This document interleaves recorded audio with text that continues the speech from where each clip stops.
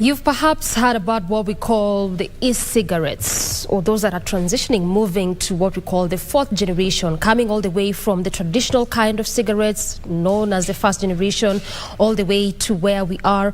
But what exactly are this? What products are this, and just what impact do they have perhaps to our health altogether? This is what you're set to converse in the next 1 hour, 10 minutes or so with my guests who are already on set. They'll be helping us unpack all this all together: nicotine pouches, vaping products, the alternatives existing therein, all this in a bit to just understand what these products are. To my extreme left, that is Joseph Magero, who is the chairman, campaign for safer alternatives. Right next to him at the center is Dr. Michael Kariuki, who is a medical doctor and a researcher at the University of Nairobi. And next to him, to my immediate left, that is Dr. Nick Mutisya, who is a consultant pediatrician. Gentlemen, karibu sana to the program. Thank you. Let me just start with you, Daktari, at the center. Maybe just explain to us, when you talk about vaping products, what exactly are we talking about? What are these? Yeah, thank you very much. Just to add on my introduction, okay. Equally a consultant pediatrician and an epidemiologist. That is the study of distribution of disease and also interested in research. Vaping products, or so to speak, these are products that are scientifically known as electronic nicotine delivery systems, whereby the delivery of nicotine is put into a device that hits the nicotine and delivers the nicotine to the user. That is essentially what these e-cigarettes all entail. But in addition to that, we have many other forms of nicotine products. Of course, we have our traditional cigarettes, which are combustible, which have always been in use for centuries. And these are the cigarettes that are sold, cigarettes that are made at home. And the whole idea of the users is to try and derive the nicotine from these products. Then we have the ENDS products, the electronic nicotine delivery products, which are products that are heated through a device. And that product has nicotine liquid, which is vaporized. And that is why they are referred to as vaping products, nicotine vaping products. Then, of course, we have our modern oral nicotine products. These are the nicotine pouches that are put in the mouth to essentially give out the nicotine levels in that particular product to the user. Then, in addition to that, we have nicotine replacement therapies that are WHO approved. These are nicotine pouches, patches, nicotine gums that have been in use to assist smokers to quit smoking. Of course, we have other traditional forms of nicotine delivery, such as smokeless tobacco products, which we are all advocating that people should quit using. Thank you.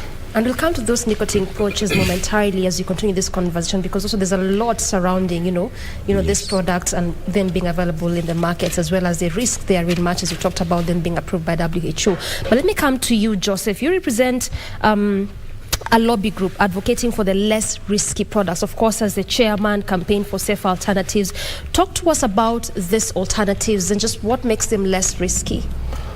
Thank you very much for the question. So in our organization, we advocate for smokers who are unable to quit or unwilling to quit smoking to switch to products which are less risky according to And this is specifically evidence. Smokers? Yes, just it's strictly important for us to emphasize on that. Yes, we don't advocate for someone who has never taken up smoking to use the product. However, if you are finding it difficult for you to quit smoking, then it's just to let the smoker know that there are a lot of products available that they can opt for that would help them reduce smoking or quit altogether.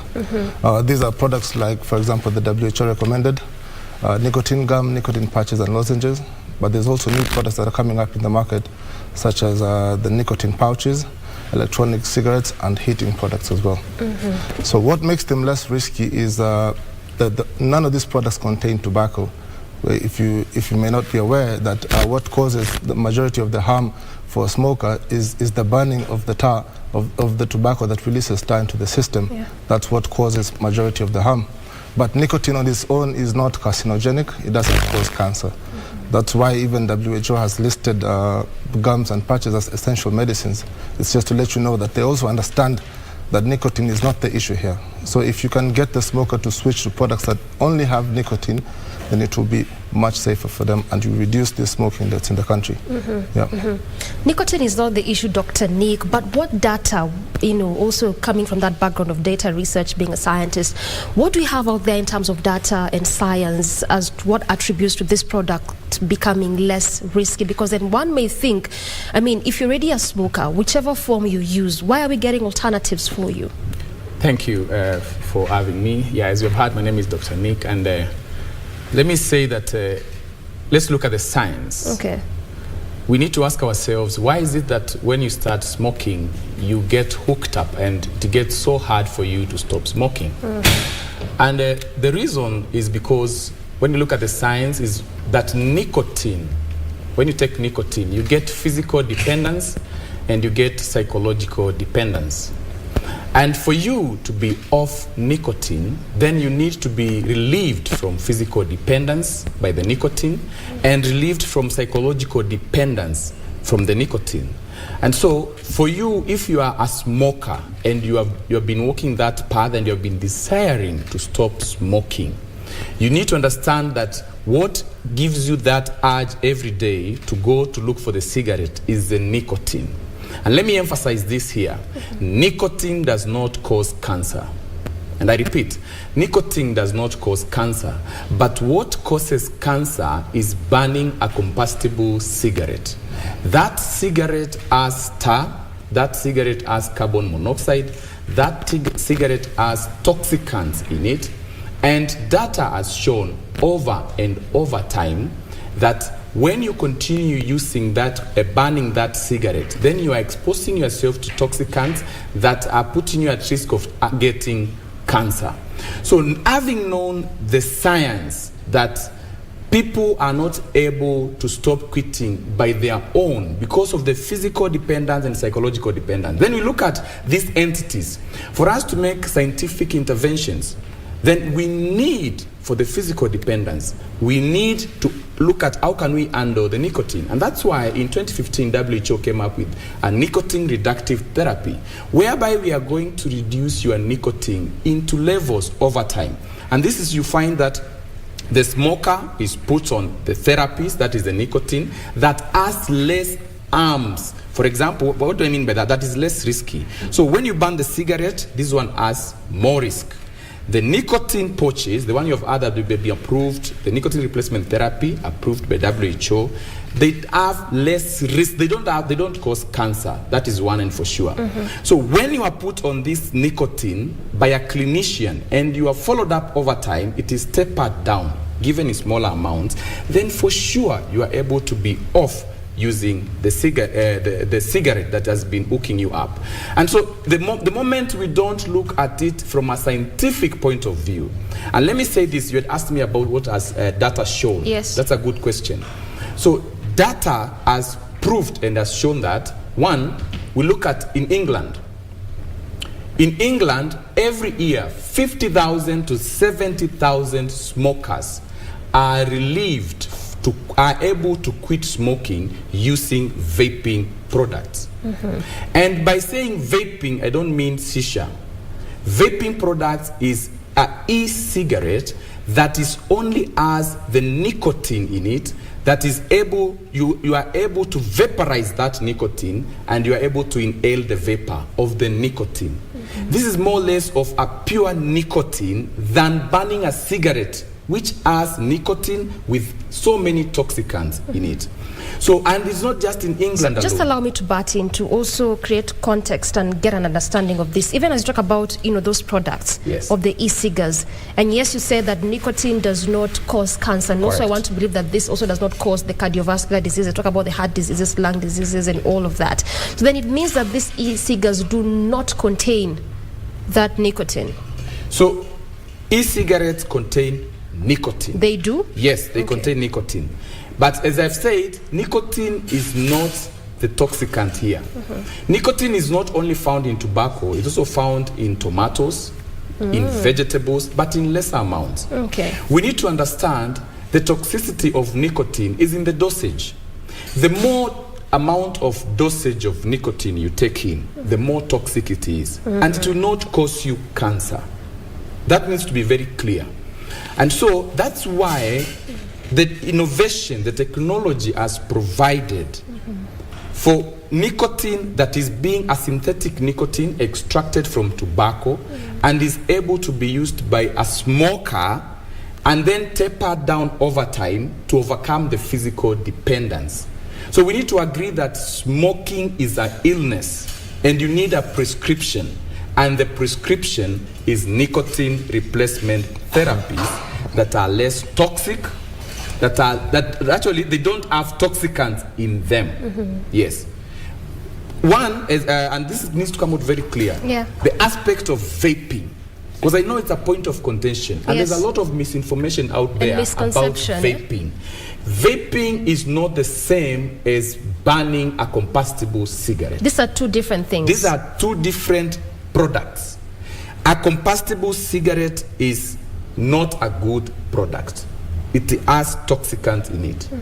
Vaping is 95% less harmful than burning a combustible cigarette. And that's why we are saying vaping is for the smoker, to help the smoker quit smoking by giving you the nicotine in smaller doses over time until you are free from physical dependence. And then number two, the psychological dependence, we need behavioral therapies, and that's where we need our psychiatrists to come in on board. That's why we are saying we need healthcare professionals to manage smokers because smoking is an illness. Dr. Michael, still just picking up on that note, and yes, Dr. has talked about that issue of smokers being hooked, and again we're also seeing industry players do a lot of this, coming up with sort of like innovative products or innovative way. And oftentimes we talked about the world is getting digital, so things are really moving towards that particular space. But speak to the importance of this. I know Dr. has touched on it, but then again, why has it become necessary and important to continue evolving these products? Because now you're talking about from first generation all the way to the fourth generation. Yeah, thank you very much. Just to put into perspective, I'll give a short story. The first e-cigarette was developed by Dr. Hans from China. Dr. Hans was, or rather is a pharmacist by training, and he was a smoker for many years, and he wanted to quit, especially after his father, who was also a smoker, died of lung cancer. So he opted for the available treatment that was there then, way back in the early 2000s, which was nicotine patches. A patch is a small elastoplast kind of device that you stick on your skin. It releases the nicotine in small doses. He had tried to use that product for quite a duration of time, together with combination of behavioral therapy, to try and get him off the nicotine addiction. Then he asked himself, is there a product? Remember, this is somebody who was a consumer, not even in the industry. Is there a product that I can personally develop that will assist me with smoking? And he came up with the first e-cigarette. Remember, e-cigarette is an electronic nicotine delivery system. So he was able to extract nicotine, pure nicotine from the tobacco leaf as a liquid form, put it in the device, and when he started using that product, he realized that it had much more benefit to him. Why? Because he was able to control the dose of nicotine that he was taking. For your information, one cigarette can have as much as 10 to 12 milligrams of nicotine. And this is the traditional? One traditional combustible cigarette. Some products in the market have as high as 30 milligrams, which is a toxic level. When you burn the cigarette, you consume or you get into your body about 10% of that nicotine. So if you smoke a packet of 20 cigarettes in a day, essentially you're getting 10%, which is about 1 milligram per cigarette. Remember, it has 10 milligrams, so you're only getting 10%. So this pharmacist was smoking more than 5 packets a day. So he was able to realize that if I start off with a higher dose of nicotine in this e-cigarette and continuously reduce the dose, I will be able to stop smoking. And that was the first revolutionary e-cigarette that was developed. That e-cigarette, he later sold on the patent to those who were also interested to assist smokers to quit. And that is where the technology kicked off. And from then up to now, we have had a lot of development in the e-cigarettes and the various combinations and regulations to the amount of nicotine in that particular product. And the message we are trying to say here is, e-cigarettes are meant for smokers who want to quit. We highly recommend that if you are not a smoker, please don't attempt this product. Number 2, e-cigarettes are not risk-free. They are not risk-free because they are made. You may have natural nicotine from tobacco. You may have synthetic nicotine from factories manufactured. So they are not risk-free, and there is a possibility that you may develop some side effects when you use these products. So we highly recommend that if you're not a smoker, if you're young, youth, don't attempt these products. And our message very clearly, we want to borrow from the UK, which has succeeded tremendously to assist their smokers to quit smoking. In the UK alone, 75,000 people die of smoking every year. Actually, 1 in every 2 smokers who sustain their smoking habits will die, 50%. In Kenya, we have about 3 million smokers, including the youth from the latest statistics. 8,000 Kenyans are known to die. And we think actually that figure is even low because we have a lot of underreporting. So many people are dying back at home. They are not able to access healthcare. So we think the figures are even high. For the UK, which is a bit developed, they're able to tell 75,000 of their people are dying due to smoking-related illnesses every year. And they have quite a number of smokers, more than 10 million. And they have been able to be at the forefront to assist their smokers quit smoking. And let me say this, science is very critical. UK has been at the forefront and very pragmatic, because they realize that, 1, smoking is an illness. It's a dependence. And just like alcoholism, you cannot tell an alcoholic, go and quit alcohol. They will not be able to quit on their own. They need supporting structures. And the UK was able to come up with the Stop Smoking Services Department and the Department of Health that looked at how can we assist our smokers quit smoking so that we prevent preventable deaths. Smoking is one of the leading causes of preventable deaths in this world. And they devised mechanisms. They realized, yes, we have our nicotine replacement therapies, the patches, the gums, the lozenges. What about these electronic nicotine devices? Can we come up with a formula to assist our smokers? And they were able to start using those vaping products for their smokers. All right, I hear you. I want us to take a very quick breather, but of course when we circle back, we'll also be looking at what the anti-tobacco campaigners are saying, because there's one part we are talking about, this could be good alternative products, particularly for smokers, and emphasis is actually on the smokers.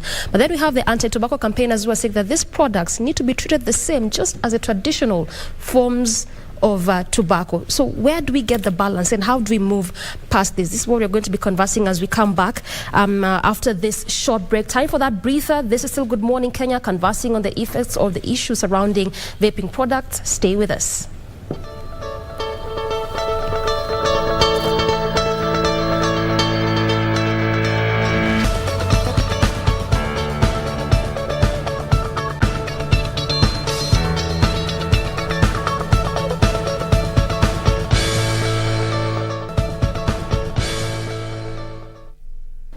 Exactly 4 minutes past the top of the hour, we continue apace with our conversation, still looking at vaping products and what exactly these products are and what it means, looking at also the effects, trying to contrast that with the fast traditional forms of tobacco. Let me just pick it up with you, Joseph. NACADA also recently called for the re-evaluation of these nicotine pouches, also due to their effects and all that. But what would you say in respect to this, and why would they really call for evaluation of these products in the first place? I think maybe they're acting without looking at the scientific research. So you again go back to data? Yes. All right. Look, a country like America, the FDA has allowed nicotine pouches to be sold and advertised as less risky products compared to cigarettes, simply because they don't contain any tobacco in them. It is just nicotine and some plant fibers. And in less amounts? Yes. Okay. Roughly 6 to 4 milligrams of nicotine in the pouches. So what they need to be looking at here is the scientific evidence that is available. It's available in there's over 20 organizations that have done extensive research, and they all come up with the same findings, which are that these products are up to 90%, 95% less harmful than cigarettes. And countries like Sweden, for example, which have the lowest levels of smoking in Europe, use a lot of similar products as these ones. So what NACADA is asking for is for the products to be labeled the same as cigarettes, which is simply not true. It doesn't make any sense because there's no tobacco in them, there's no combustion in them. So what they need to look at is the scientific evidence that is available. All right. Yeah. Dr. Mutisya, even as they look at this scientific evidence and data, so that what is out there to actually maybe not justify their need for calling for the re-evaluation of these nicotine pouches? Yeah, so let me say concerning the aspect of NACADA, I think it's always good from the scientific point of view. Whenever studies are done, even abroad, we always, as scientists, like to localize studies. So you come to your own population and you see the effects of the product that you're dealing with, the content of the product that you're dealing with, if it is similar or if it aligns with the other studies that have been done abroad. And so for them looking at the product, the content, what is inside the content, how much of nicotine is in the content, that is fine. However, the aspect of bringing it to name it as a tobacco or putting it together with the level of tobacco. So saying this nicotine product is the same as this tobacco product, like the cigarette, combustible cigarette, and taking it as one package and passing that message out and people perceiving it as the same. That is what we are saying. It needs to be clarified. It needs to be clarified, very clear that for sure it's important. Let's get to know what is in the pouch. Let it be clear how much of nicotine is there. But then classifying it as the same as a tobacco cigarette is not correct. It's not, so because these are the products that are being used to help smokers to quit smoking. Yeah. If we name tag them the same and we get that notion that these products are the same, then we will not be able to use them because there will be a misinformation already out there. So people will think that if it's an e-cigarette, that this is as harmful as a combustible cigarette. That is not true. I said that an e-cigarette is 95% less harmful. And get note of that, less harmful. We are not saying it is risk-free, but it is risk-free. It is less risky by 95%. So here we are looking at a risk continuum. We are looking at you are able to use a less risky product. Let's not lie to ourselves. We are in a risky community, a risky society where we are living at. Let's, for example, look at other entities in other industries. Take, for example, the motor vehicle industry. Innovations have come in. For example, the Tech Lab, they have come up with electric cars. We have the cars that are using fuels, and we know the fumes and what they do to the climate. And people are coming up with better, that are less risky cars because they are electric. It is just the same concept here. When we looked at, for example, the people who are drug addicts and they are giving injections they are injecting themselves, IV drug users. We got to know that this is a risky procedure, that a risk is something that they are doing that is risky because it is putting them at risk of HIV/AIDS. So because of that, the ministry had to come up and even supply them with the syringes that are not contaminated. So that way you are providing a less risky endeavor to someone, because what we need to do is minimize risk at all cost. So with using vaping products, they are less risky by 95%. They help you, a smoker, get off smoking. And this is quitting, not stop. Not just you stop and you relapse. You quit. I want to come back to the data and emphasize on this. Yes. 7 out of 10 people all over the world who are smokers, they desire to stop smoking. 3 out of them, they succeed to stop smoking on their own, even without using any products. But here is the science. 6 months to 12 months down the line, they all relapse back to using the products again. So if we ignore the science, then we are losing it. And just to add on this, on the aspect of NACADA, it is good to have a regulation. Very good to regulate, because we are saying these products are for smokers to help them stop or quit smoking. So that means we need to regulate them so that these products are not exposed to the young people. They are not exposed to people who are not smokers. They are not exposed to people to children. Because, for example, like in the United States, what they did, so they come up with regulations in the FDA, because they are already approved, but they come up with regulations. So they look at, do not make this nicotine product to be like a candy. Do not make them enticing to children. Those are part of the regulations. Those are part of the regulations. And these are real. So once we make those regulations and we are able to create a balance between using this product to help the smoker quit smoking and balance that these other people are not able to use these products, then we will be able to be in a less risky community and less risky, and that will mean that more lives are saved and we have a better livelihood. Let me just stick with you on this one, because you talked about the need and importance of classifying them, and this was in address to that issue of data, not just localizing our science and our data, also look at what has worked perhaps in different areas. In 2020, the Ministry of Health, of course led by the outgoing Cabinet Secretary Mutahi Kagwe, he had talked of the ban of the LYFT nicotine pouch, but then it still continued to be out there in the market, and there was a really big conversation surrounding the fact that this is what the state is saying, perhaps in terms of that aspect of regulation. But then when it comes to the implementation bit, there's a sharp contrast or a big disconnect. So even as you respond to that factor of regulation in that regard, then at what point do you know that this indeed is that pouch that could be used for the good of this smoker, and the other one, is going to be very detrimental, going by what was banned in 2020? Yes, so let me come up with that and just say that we need to look at this from a greater angle. And here we are saying that if the products are being profiled and you find this pouch as toxicant, it should be regulated. It should not be in the market. It shouldn't be in the market.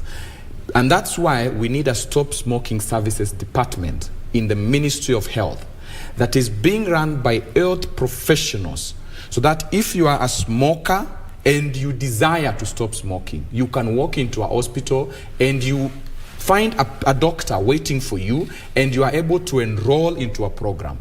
You are started on nicotine replacement therapy, and your nicotine levels are tapered down, and your physical dependence is dealt with. You are done, psychiatrists come on board, and psychologists, the behavioral therapy.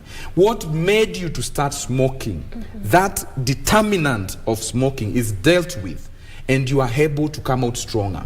And I want to, on that aspect of the regulation and having that product, it is very important that regulation should not impose, the aspect of quit or die.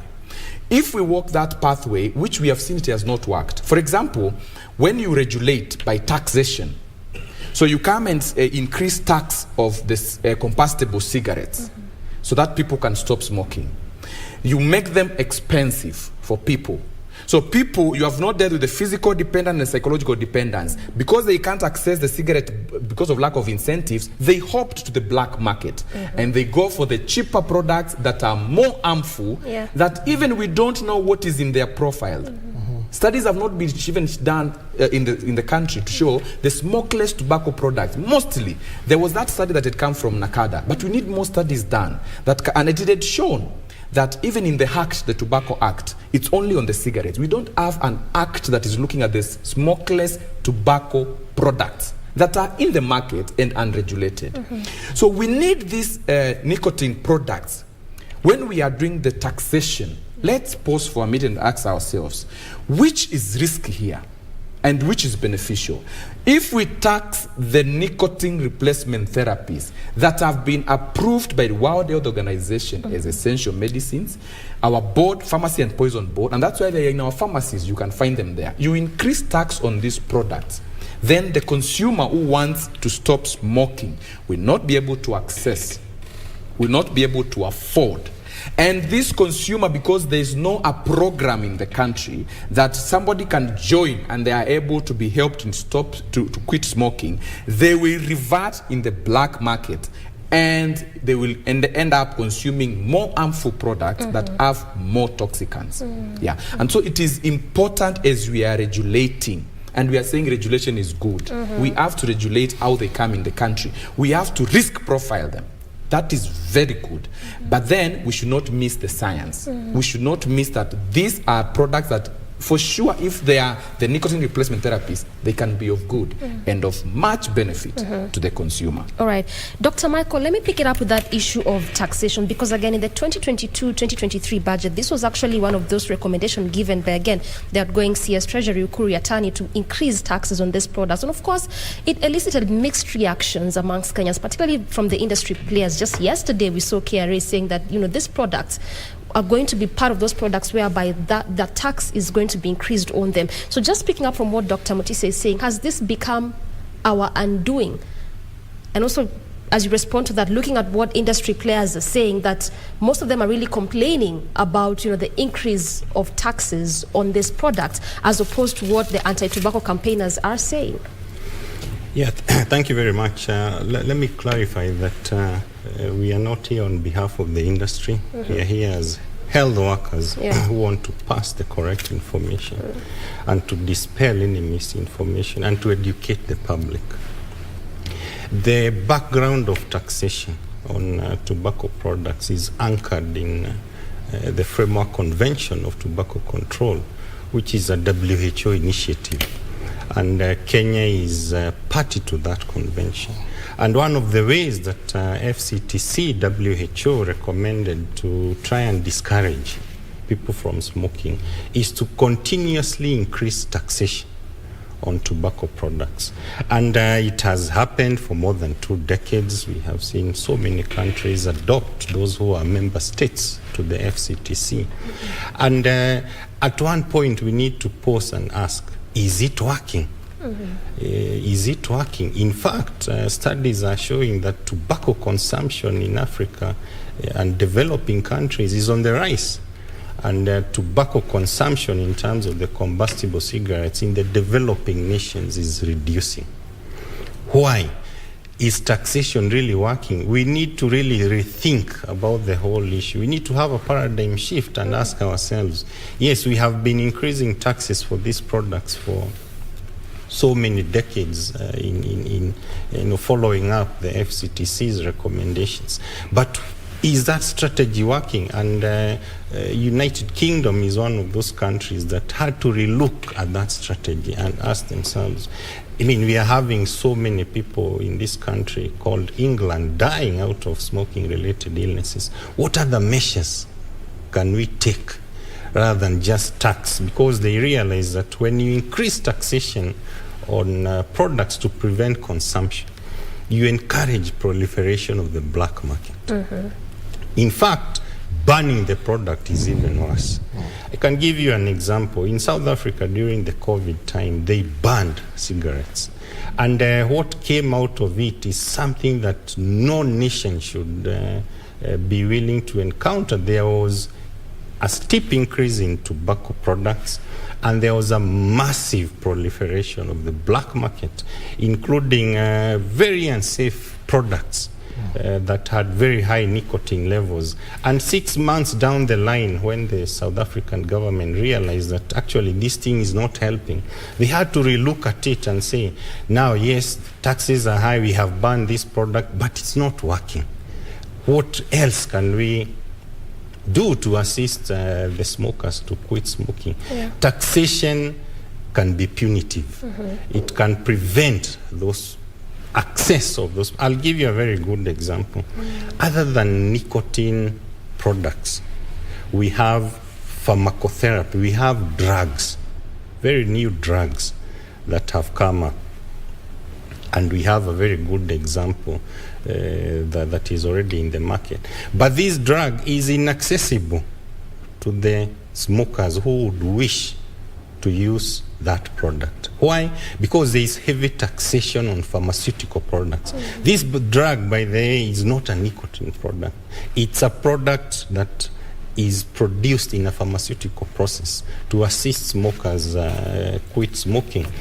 And world all over, it has been shown that when you increase taxation on products, the black market tends to proliferate. So we need to rethink, how do we assist? Remember, the key thing here is we are targeting the smokers. We must devise a mechanism to assist smokers quit. At the same time, we must devise regulations and mechanisms to prevent our young people, to prevent our children from accessing these products. As my colleague rightfully said, those products must not be enticing. Those products must not have flavor. When you walk out in the Nairobi streets or any other place, you'll find a lot of these products in the market being sold. Why? Because there is no regulation.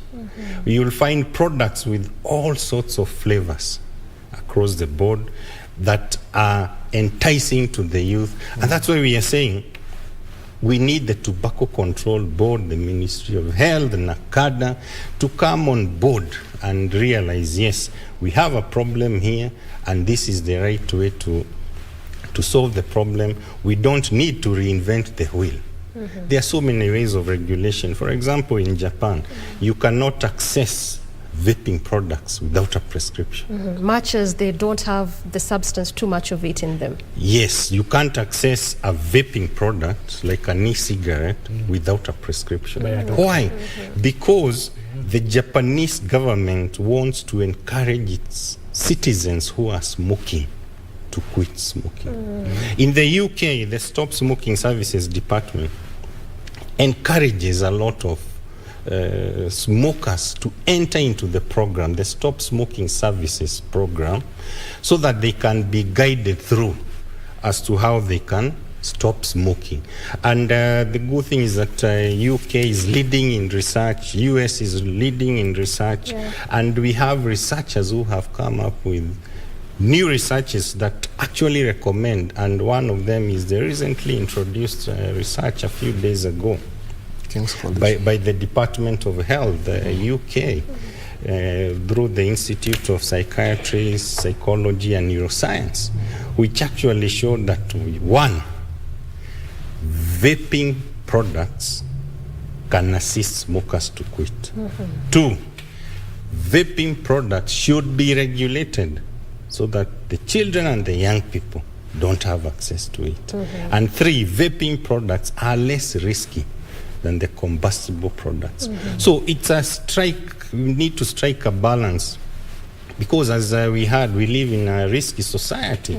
We need to strike a balance and see now, how do we assist our smokers to quit without endangering the lives of our young people and children. And that is the message that we would want our Tobacco Control Board, Ministry of Health, NACADA to have a paradigm shift and introduce regulation. Yes, we are very good at writing laws, but what is the implementation aspect of it? Then how do we assist the smokers? If you look at the Tobacco Control Act and even the Nairobi County Tobacco Control Bill, if you critically look at it, it gives you guidelines as to how smokers can be assisted to quit smoking. But the nitty-gritties, the ministry says that we have integrated cessation smoking services in our health systems. But I can tell you that is further from the truth. If you walk into any hospital and take history and ask, are you a smoker? Yes, I smoke 5 cigarettes. The health workers may not have mechanisms. They are not equipped to tell you now, we can refer you to this department to assist you stop smoking. They are not aware, but mark you, so many of Kenyans. And is that a missing link? Yes, it's a missing link. Yes. So many Kenyans are not even aware that these products exist. So many Kenyans find these products too expensive. I'll give you a very good example. Sure. A nicotine patch, which is WHO approved, a pack of 10 is about 3,000 shillings. Correct. And you use only those 10 in 10 days. For you to quit smoking, you may need several months. Yes. That pack of 10 is only 10 milligrams per patch. So you may need to use 2 in a day as we reduce your dose. Yeah. How many Kenyans can have access to 3,000 shillings or 6? And that's even our own opt to just stick to the traditional. Absolutely. They'll be left to their own peril and continue smoking. They are not aware. And that's why we are saying taxation cannot work.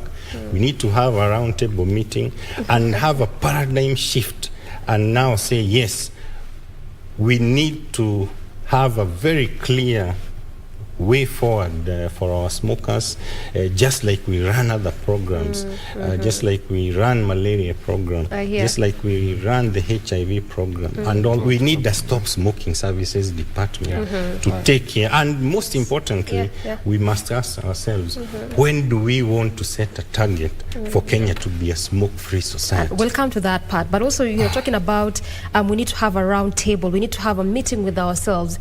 That taxation in its own way is not really quite efficient, and this also comes on the backdrop of what came yesterday, in respect to that particular announcement. But then again, just borrowing from all you have said, Dr. Michael, so then is it really a time that we really need to start thinking so heavily on this issue of taxation and demystify, particularly for those that are so much the anti-tobacco campaigners, to just understand why it could be important to tax, but not to the extent at which it is happening? Absolutely, we need that roundtable meeting. And just to put into perspective, the so-called sin tax also applies to alcohol. And I can tell you for free, when you raise taxes for alcohol, people don't consume less alcohol. They actually consume more. And which alcohol do they consume? The unregulated. The cheap. The cheap. There is a proliferation.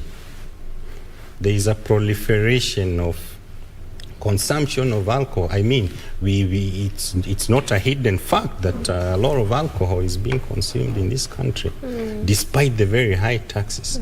So we need to ask ourselves, is taxation really the issue, or we need to rethink? We need to look at the consumer. We need to look at this smoker. How can we get him off this habit, this dependence, this addiction? At the same time, prevent our young people, prevent our children from getting hooked up to these new devices that we are recommending to our smokers to assist them smoking. So it's a conversation that needs to be alive and going on, and more so focus on those people who smoke, because smoking causes one of the most preventable deaths globally. That's a known fact. If you get your people out of smoking, then you will cut by more than half the causes of death for non-communicable diseases. And I'm seeing Dr. Nick really agree. Yes. So I wanted to add on that. You will have a healthier nation, and the more you work, the more people will earn, and we will build our economy. So, and on that note, let me quote what is easily said, that we should not allow the enemy. That is, we should not allow or make that the perfect be the enemy of the good. By that I mean, the perfect is you are not a smoker. Okay? And that is, you are told, quit by yourself. Find a way, just stop smoking. The way you started, just find a way. Yes, find a way and just stop smoking. We have seen it is not working by telling people to stop smoking. If the good has come, and the good is World Health Organization approved, and the good is nicotine replacement therapies are less harmful, they have less toxicants, and they can help. It has been tried and proven. It can help a smoker quit smoking with good regulation in the country, good innovations. Then I think we should embrace this. And let me just quote we know, just bring it into context. We are in the situation we are in, even economically. We are looking at growing economically. I will tell you, we would ask about the campaigners. So there are people even who come and say tobacco is a source of income, and there are countries that depend on it. I will tell you, when you look at that angle, you'll be misled.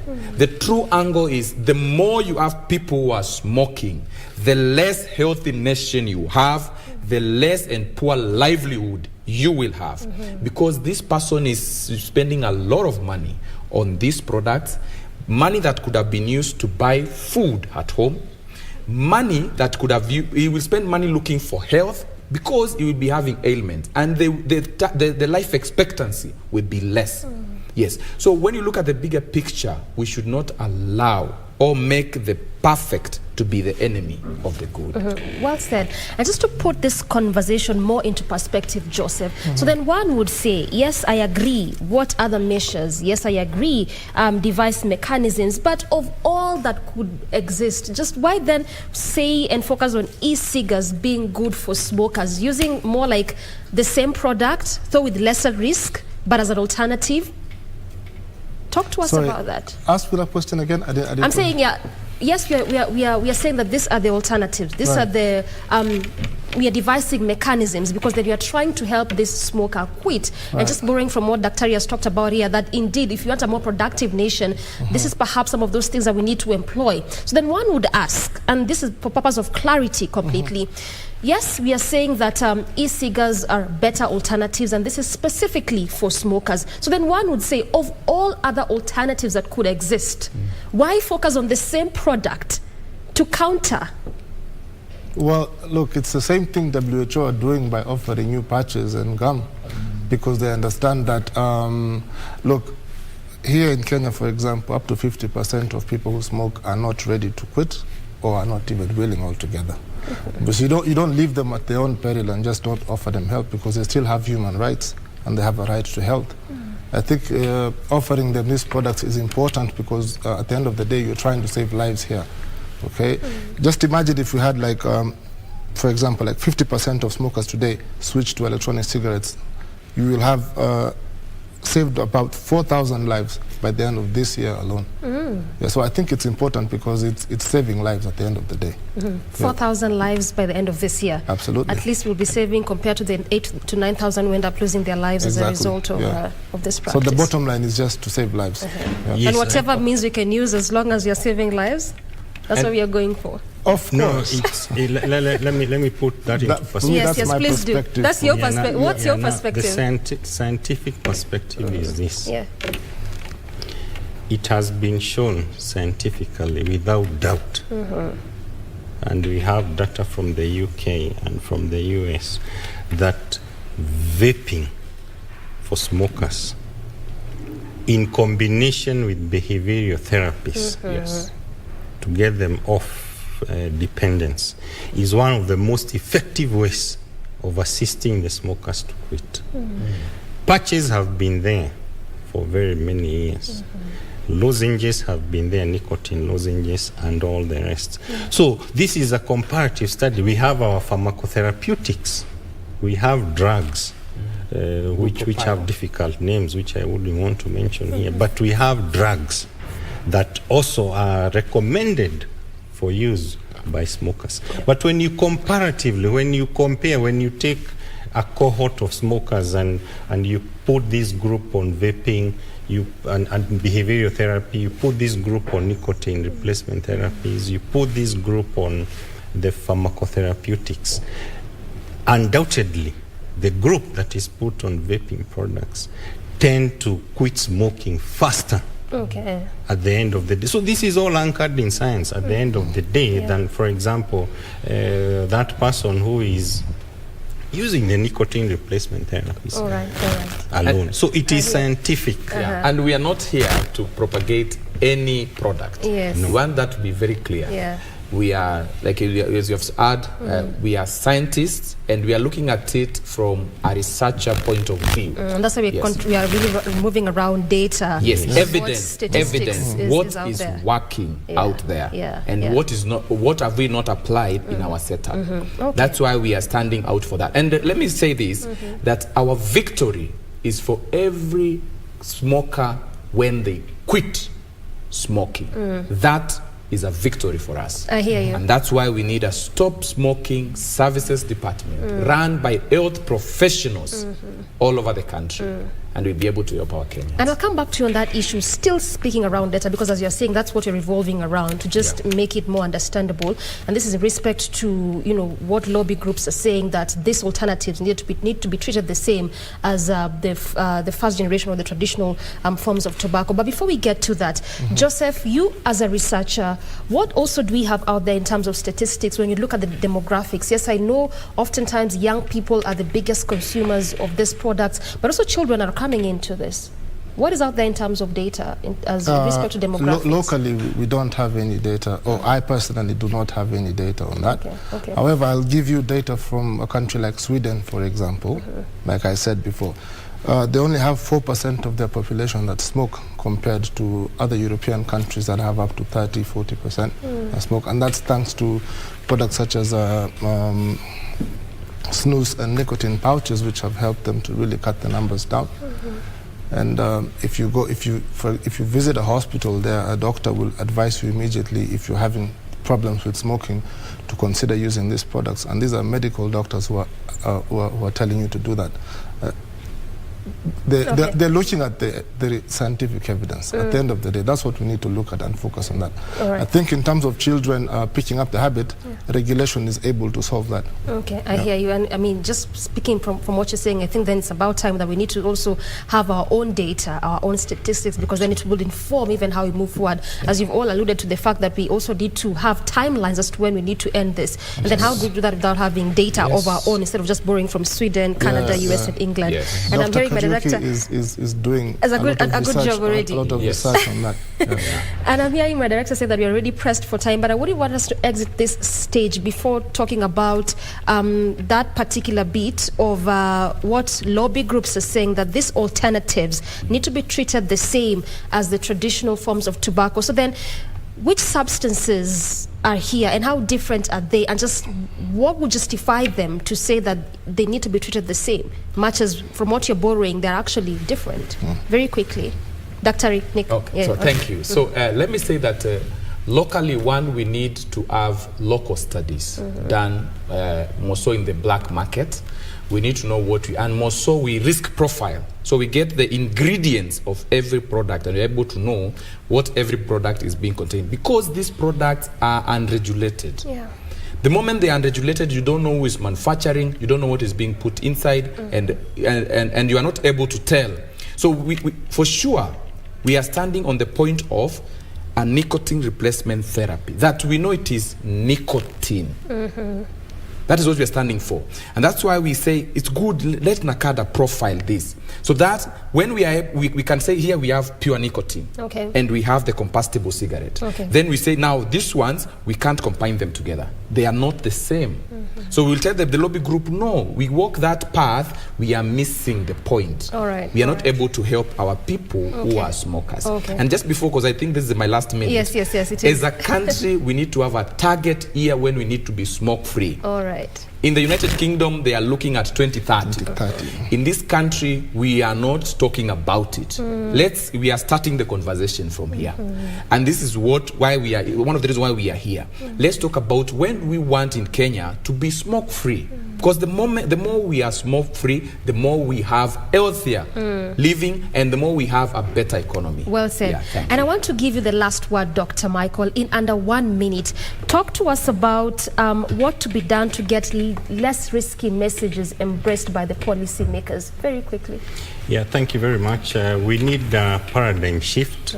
We need to look at smokers from a different angle, so that even as we formulate the policies and educate the public and change public perception, we exactly know where we are headed to. We need our tobacco control board. We need the anti-tobacco lobbies.